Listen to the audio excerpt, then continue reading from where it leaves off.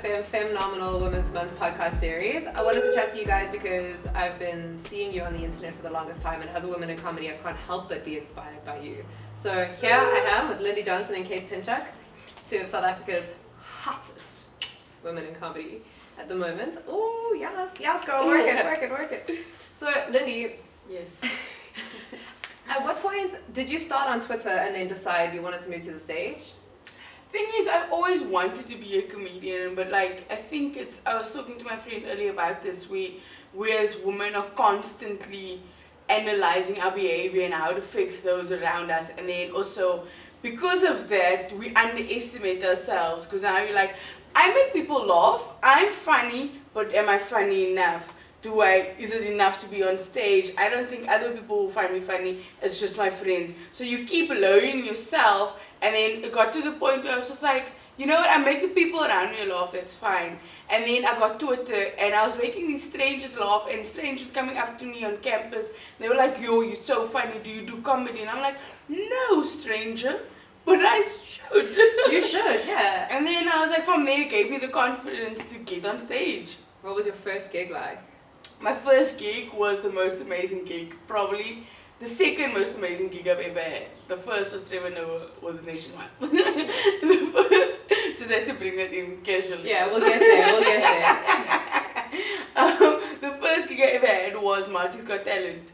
Okay. And then I entered, and all my housemates, they were like, they could sing, they could play instrument, and they were like, let's do this as a house activity. And I was like, I can't do any of those things because I'm tone deaf. Like, I know I look like Beyonce, but I don't actually sound like her.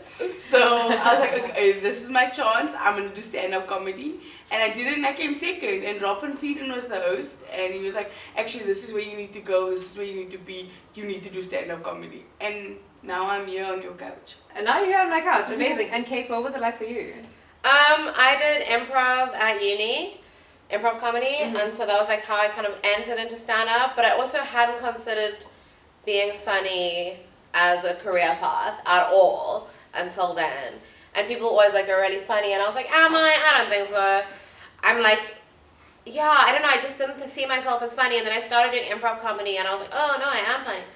People think this is hilarious, and then kind of emceed a bit, and then my friend, after we graduated, was like, we're doing a stand-up show, and she booked a show at festival, at the National Arts Festival, so she was like, get ready. And then I wasn't getting any acting work, and so I was like, well, stand-up is a thing I can do, so I did it, and then I loved it, and now, yeah, I'm on your couch. That's what I love about stand-up, is you don't need anybody else to do it. Totally. It's fully, you are your own writer and director and performer. You don't need to wait for someone to put a script into your lap. Yes. Something I wanted to ask is, what do you find people treat you differently as a woman in stand-up? Because my first gig, I remember going to underground comedy here in Durban, and all the boys were standing outside going, did you guys hear there's a chick on tonight? Oh my god. So I've definitely found people treat me a bit differently. Do you have the same experience? Yeah, I mean, yes and no. Because you Maybe feel... in some spaces, but like, I think a lot of people, they didn't expect me to be funny when I started. They were just like, oh, okay, here's a girl trying, whatever, let's be nice to her, whatever. She's gonna leave soon. There was a lot of attitude where I was just gonna try it for a few times and then I'd go. And people like, don't have those disappear. expectations of men. No. They don't take you as seriously in the beginning.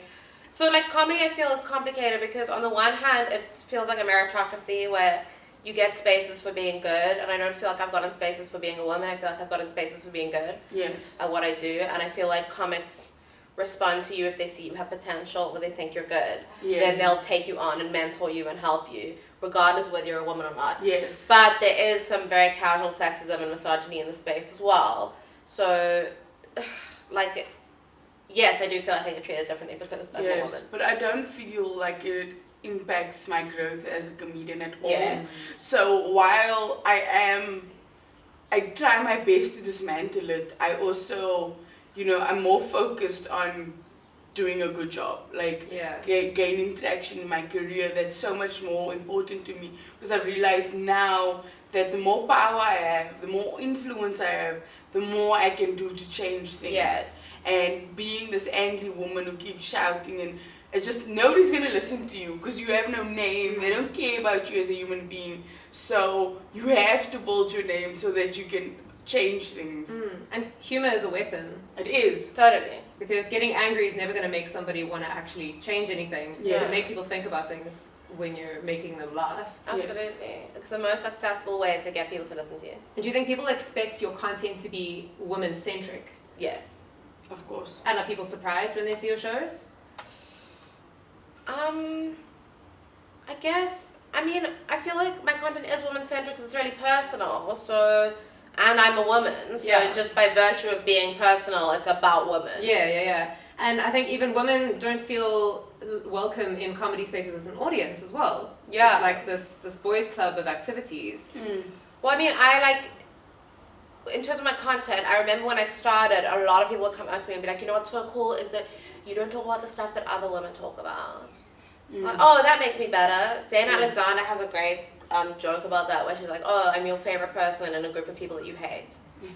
That's great, thank you. But also I find women who come to comedy, there was this one woman I spoke to after a show, and she was like, it was so nice when you were on stage because I could relax. Because when the men are on stage, I'm always tensed up because I assume they're gonna say something that's directed at me, that's misogynistic, that they don't even realize, but like it's an insult to whoever I am, like if I'm a black woman or like whatever space I'm in, they're gonna insult me. So you can't relax, you can't. And I didn't even realize that's something I do too. When I watch other comedians, I'm like, is it gonna come? Bracing yourself. Yeah. Like, okay, the joke. Oh, it was funny and it didn't offend me. Great. So I find women can relax when there are other women on stage, which is a really great thing and what comedy is supposed to do. Yeah. Yeah. And I mean, that's why we created our Frizz Park comedy nights, which are all women lineups, to encourage more women audience members to come to a safe space where comedy isn't a space where you feel like you're going to get marginalized or attacked or feel the weight of your oppression, but you can actually relax and laugh because that's what it's supposed to be. Yeah, and you get to talk about things that women don't really get to share in public spaces. Yes, and you get to hear the agreement of things that sometimes in a male-dominated room might be met with awkwardness and tension. In a room full of women, you know, you can feel like the agreement of like having a shared experience, which is very, it's my favorite gig to play. And women aren't scared to laugh. Yes, because there's women around them. Yeah, so they all know this is a shared experience. It's a safe space. So when you go to, I wouldn't call it a normal gig, the other gigs. Male-dominated. Yes, when you go to other gig, the women are like, they're sitting next to other men, so then other men are going to react, and if it's going to be, because you always try, as a woman, you always try and avoid any conflict ever. Yeah. So now you don't want to laugh in case it upsets other people. So if I do a joke on stage and it's completely innocent, something like, I know, well, men are trash. And that's the punchline, it's cool, it's a very basic punchline. I just want to say my comedy isn't that basic. But if that was the punchline, then women are like, that's funny, but what if he's offended? Yeah. Or what if other people are offended? Or so you just keep quiet and you laugh on the inside. And I get so many messages where I saw this woman in the crowd and she wasn't like, she was laughing, smiling, and then afterwards she's like, you were so funny. I'm like, it doesn't count now. Yeah. You were supposed to laugh then, but thank you so much, tag me in all the photos. And do you feel that your comedy, both of you, is challenging that thing of making people feel comfortable as a woman and going, well, I don't care whether or not you feel comfortable, not just for yourselves but for the people in the audience as well, to have the confidence to say, well, I'm not here to make you comfortable actually. The thing is, I never want to make people uncomfortable, but I can't, as a comedian, it's in our nature to challenge everything, every taboo topic, and something that Kate and I both speak about in our stand-up is abortion, and it's always made with such a frigid response. And I'm like, I know people in this room know what I'm talking about. I know you understand the joke, but you are choosing this, like, what society says you should respond to abortion like. And it's very difficult, but I'm not trying to make anybody uncomfortable.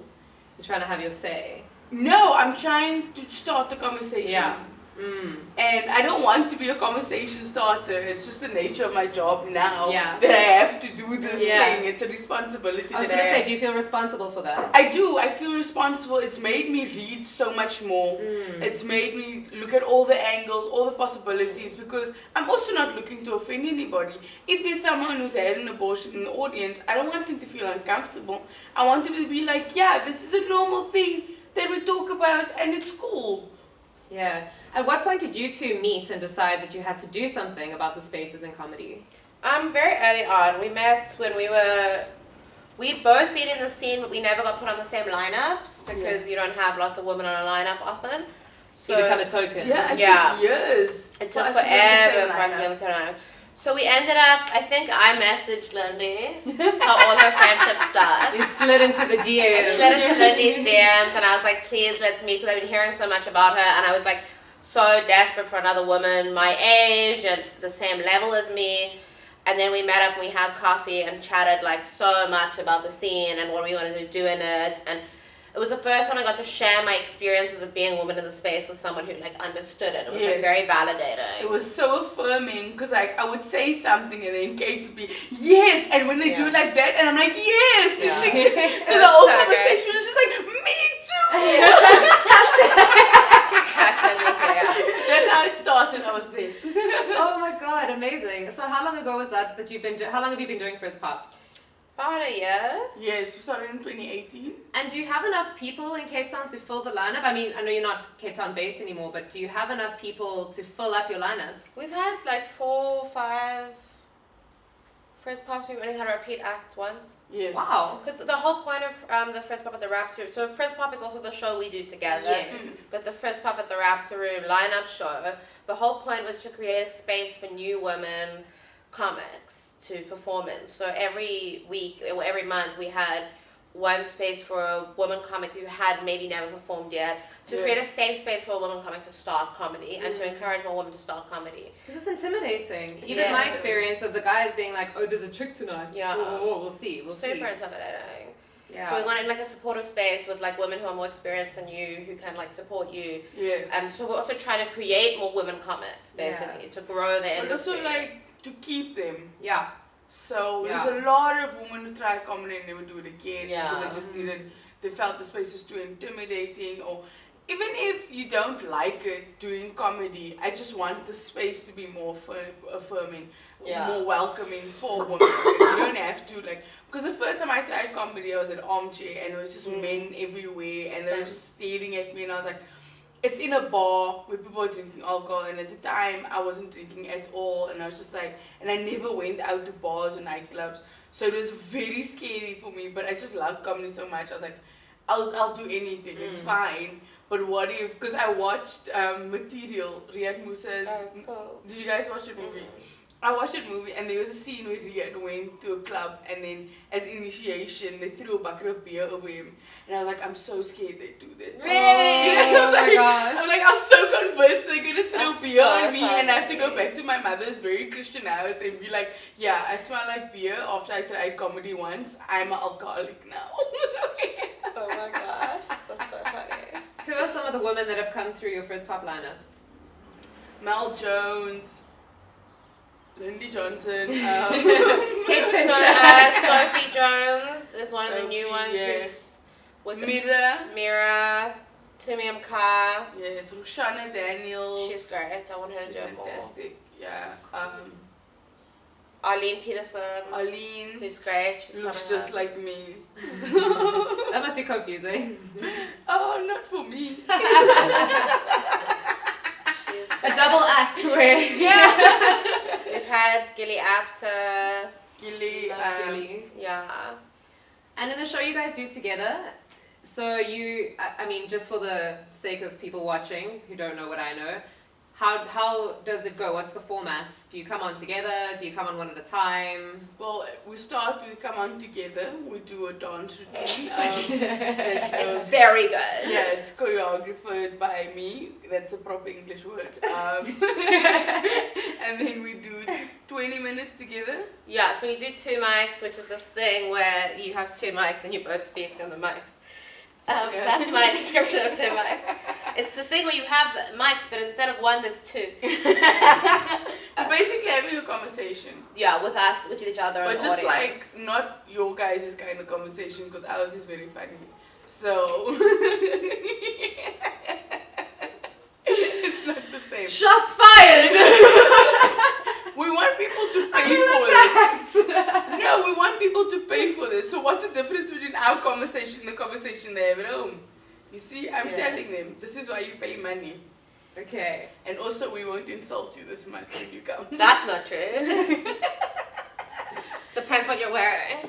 And then we do, one of us goes off, and then we do our set, and another one comes to do a set, and then we end off with us again.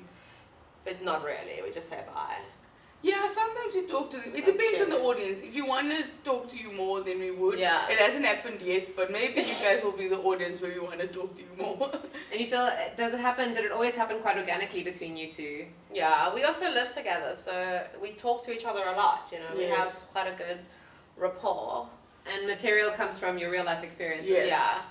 Cool. And the things we experience together, because it's always quite, what's that town we went to? Because we took a road trip. Correct. Yes, we took a road trip to Grahamstown from Joburg. And we stayed in a place called Geripdam, which is in the middle of nowhere, and it's just Afrikaans everywhere and lots of white people. And I just, you know, it was just not a safe place for a colored woman and a Jewish girl. Like, it's just, it looked like the kind of place that we shouldn't be. Yeah. Or we wouldn't leave. Yeah, we wouldn't leave alive. Wow. And then, what happened? No, it's fine. It was really, everyone I was mean, really it's nice. fine, we're sitting here, Leah. Yeah. You lived. Yeah, Everyone was really yeah. nice to us. We watched TV and the TV. So, people refer to you as the Beyonce of comedy. How do you deal with the fame? I don't want to be referred to as the Beyonce of comedy because I feel like that's so blasphemous. She's done so much for us. You know what I mean? Like, she sacrificed raising the children for us, and now She's been eating apples for us, okay? Exactly. Nothing but. she went vegan for us. I would never do that for you guys or comedy. Like, I wouldn't even give up spur for you people. And I barely go. Sorry. Those onion rings though. I'm sorry, I'm sick. This is my moment.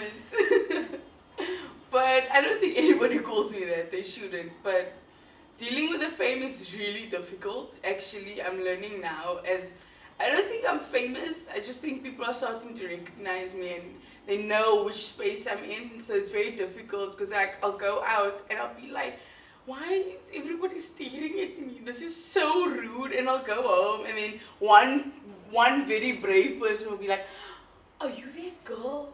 And then I'm like, oh, okay, yes, I am that girl. Yes, I know what you're talking about. Yes, the comedian, it's me. So yeah, I'm dealing with it, but I'm getting used to it. Do you find people approach you like they know you? If they've seen you on stage or read your tweets or have followed you for a long time on the internet? Twitter people always do. It doesn't matter how long they've been following me. They always go, Lindy, how are you doing? How's your roommate? And when's your next gig? Did your Bobby say anything? And I'm like, you don't know her. It's so hectic. Don't talk about us. How do you protect yourself in those environments? I Like, how do you don't. come across as like... I'm not doing a good job of protecting myself. That's so funny. Because like this guy messaged me on Tinder and then we were chatting because after we matched and I was like, no, I'm a comedian. And he was like, I'm not going to ask you where you're performing tonight because that's stalkish. So I was like, no, it's fine. If you buy don't tickets, ask you me. can come. No, it's fine if you're a stalker. Like, that's not stalkish. Stalkish is showing up to the gig with your boot open and duct tape. Like, that's extreme. But just asking is cool. So it's fine. He didn't ask. We went on and he was like, enjoy your gig tonight at the backstage. And I was like, Oh my gosh. how did you find that out? And he's like, I just googled Lindy and comedian, and then I know where you're performing tonight. And I'm like, that's so dangerous. Like anybody. I know. I can't believe we do that. Like, you know, with women, you're like not supposed to talk to strangers or tell them where you're going to be. And we're like, I'm going to be here at this time. Exactly. It's so scary.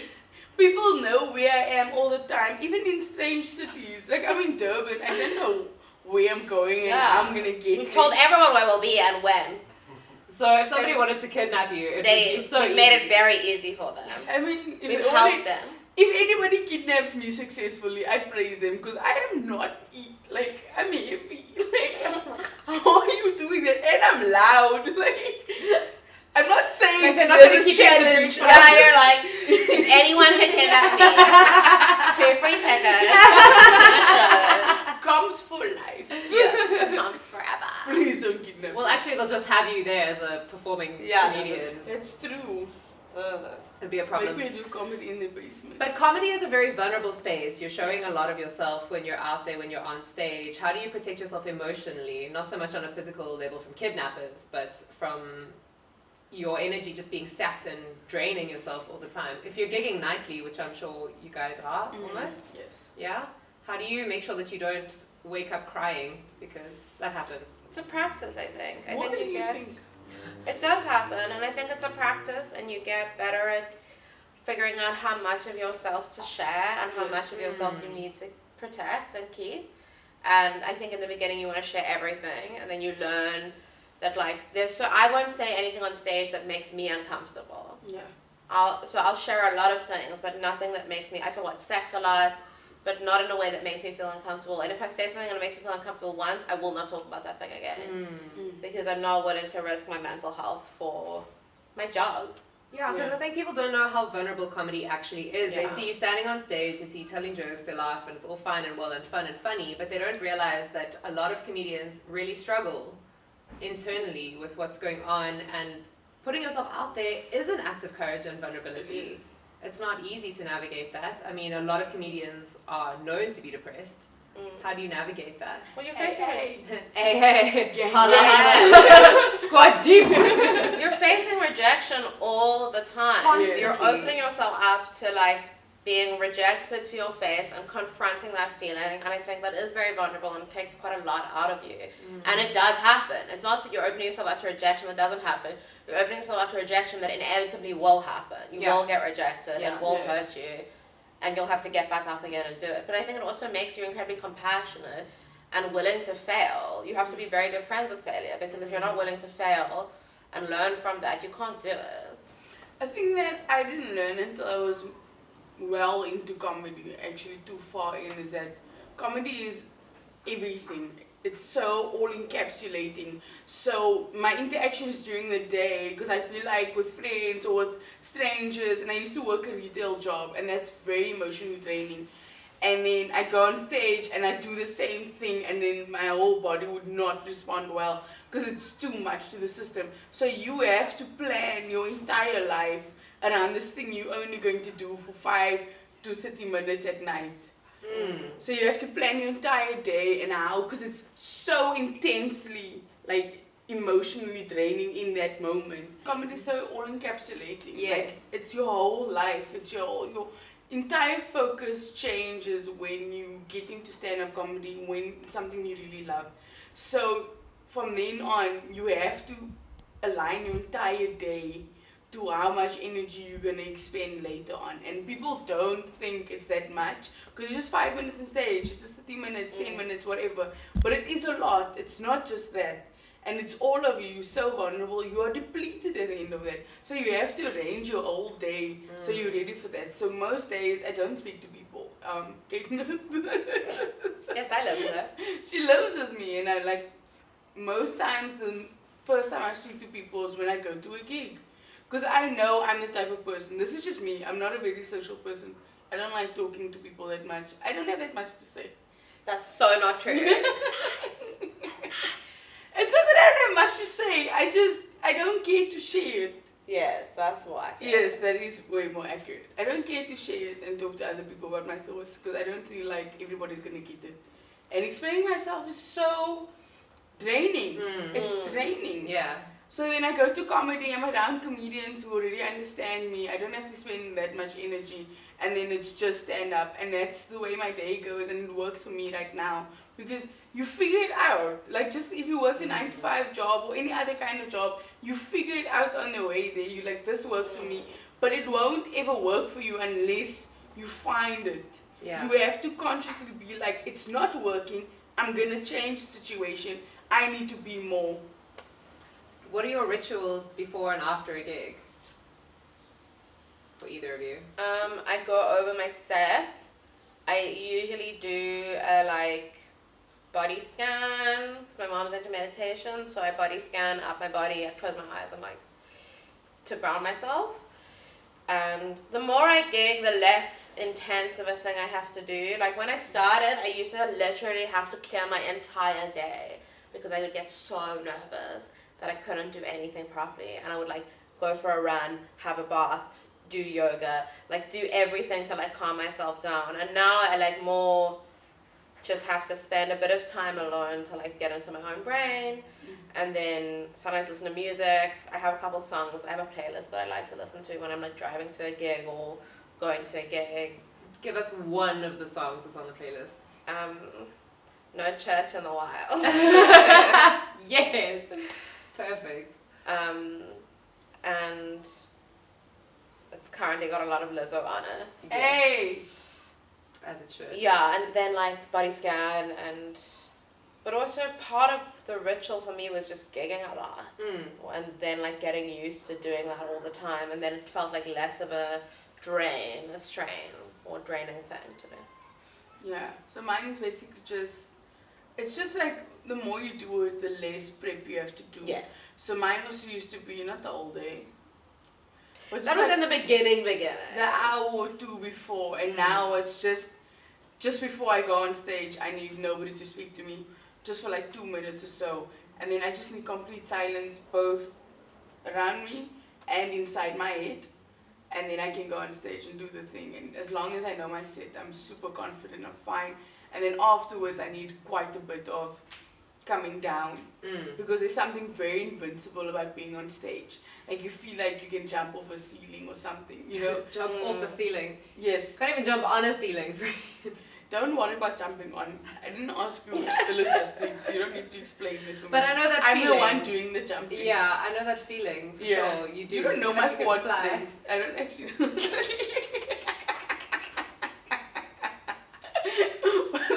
You feel like you can fly. Yeah, Yes. definitely. So I definitely need to bring myself way down. So I listen to music, I dance a lot just to get like... Sometimes Kate walks in on me dancing. And then we both scream. Yes, it's happened several times where she walks in the door, we make eye contact and we both scream in fright. And we scare each Also- other. Oh yes. Can I say why? Lindy dances in the dark. So I'll come home, there'll be no lights on, and just like shuffling noises because she's wearing earphones. And then I open the door and she's like dancing around, but like a shadowy figure. And then I scream and she screams, and we get a fight. Killed with the power of dance. Yeah. Oh my I God. like the dark. It feels better to be in the dark. Something is wrong with your eyes. There's nothing wrong with my eyes. I just like the dark. I think you're really light sensitive. Maybe the light just sucks. Everyone always says it's a woman's problem. This is where it starts. I'm a woman, I don't have this problem. Yeah, you're the only woman in the room with the problem. Oh, okay. And With I'm that also problem. the woman of color in the room. Wow. You got That's us. how it starts. You got us. So what's the worst thing that's ever happened to you on stage? Like The how worst wrong thing can for it me- go? For me was when I had a bit of a cold, but I was coming off it, and then I coughed on stage, and then I tried speaking again, and my voice was gone. And then it was- For the rest of the set? No, just for like a while Sorry. afterwards, so I had to like bring it back, and I was like, and in that moment, Kate is giving a It's gonna happen demonstration. tonight. it's just such, and I just started, so I was like 6 months in, and I was like, there was so much panic happening, but I kept the show going, and I was super proud of myself as well. But like, I'll never forget that panic. I literally wanted to start crying because my voice was gone. It did not want to come back. And you thought that's it forever. Like, Yeah, that's done. I can never speak again. I'd have to quit my job at the Waltons. Oh my God. Quit your job at the Waltons. You'd have to quit your job in the comedy. You could Yeah, still but do I the mean, I was Waltons 6 job. months in. I didn't think comedy could be a career. I thought my career was selling HB pencils to middle-aged moms. How did that work out? Much better than I thought it would. And you, Kate, have you ever had any disaster experiences? I'm trying to think. I had one recently. I had a gig where the audience, they overbooked the venue, and then I haven't told you the story, so I'm telling you now. So they I heard about this gig. I'm sorry. They overbooked the venue, and then there wasn't a stage, and the room, there was like a divide in the room, so half the audience was behind you, half the audience was in front of you. The MC went on, the audience wouldn't stop talking, so he like buckled and went off. Got a different person to MC. Oh, no. Audience carried on talking. I went on, did a set to literally 100, 150 people who were all talking. For those of you who don't know, sorry, Kate, but like MC swapping out is the most unheard of thing ever. Yeah. It does not happen. And in comedy, you don't get off stage. We Yes. don't have that instinct in us. There's no flight. Yeah. It's fight all the way. So Yeah. you don't get off stage. This is what she's describing. If you've never been to a comedy show, you know nothing about comedy. It's weird. It's completely Yes. weird. Like we've had people talking and then you bring them back. There's always a way to bring the audience back. But if an MC isn't bringing them back and a second MC isn't making people stop talking, then you are screwed. It doesn't matter Yeah. It's who like you being are, on where a you come sinking from. ship. Oh, actually, the worst story was one time I was hosting a gig, and I can see at the back of the room, there's like an outside, a fight had started between the owner of the venue and like these two guys, and then I just carried on hosting because I'm like they can't see, so it's the audience's backs up to the fight, so I'm like I'm just gonna carry on hosting. Then a bucky pulls up, more guys get out the bucky. I'm like, oh my god, is this going to become like a proper? And I'm like, I just have to make sure the audience doesn't turn around and look at this. And I felt like the musicians playing on the Titanic. I was like standing with my microphone being like, they must never know. They must just look at me and my smiling face while I watch these people potentially kill each other. Literally outside only this men would venue. do that. Oh yeah. Of course. Like, you never see bar fights breaking up. Okay, maybe in some parts of the world, but But you know what I find about the women's side? Because I went to a girls' school since I was like 4 years old and then I matriculated, so that was my whole life. The fights are very short. It's efficient. A Yeah. fight between two women, couple of slaps here and there, no hair pulling. It's a very fair fight. No, I saw one girl bite someone, but I feel like it was a very specific thing going on there.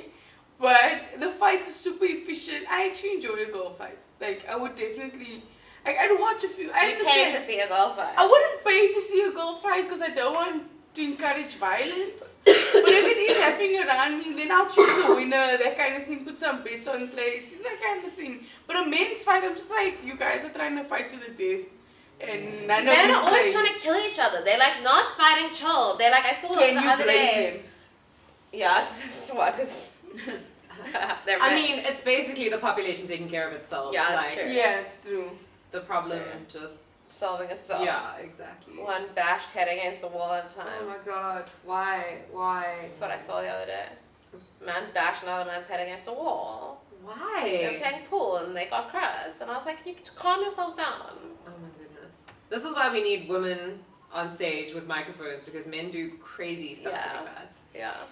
That's not cool. So, how do you find your experience in collaborating, working together as women? Do you think we need more connection when it comes to putting on shows, working together? Like, how do we create that community? How do we foster that? I mean, I know you guys have your amazing thing happening where you are, but nationwide and even globally, how do we encourage these connections and growth rather than competition? Collaboration what? ahead of competition. I'm quite tired of the onus being put on women to start these collaborating efforts. Like, give women the power, give women the spaces, and it's not us who's in control. Yeah. So why is it being put on us to change a system we didn't build? Like, it's really ridiculous.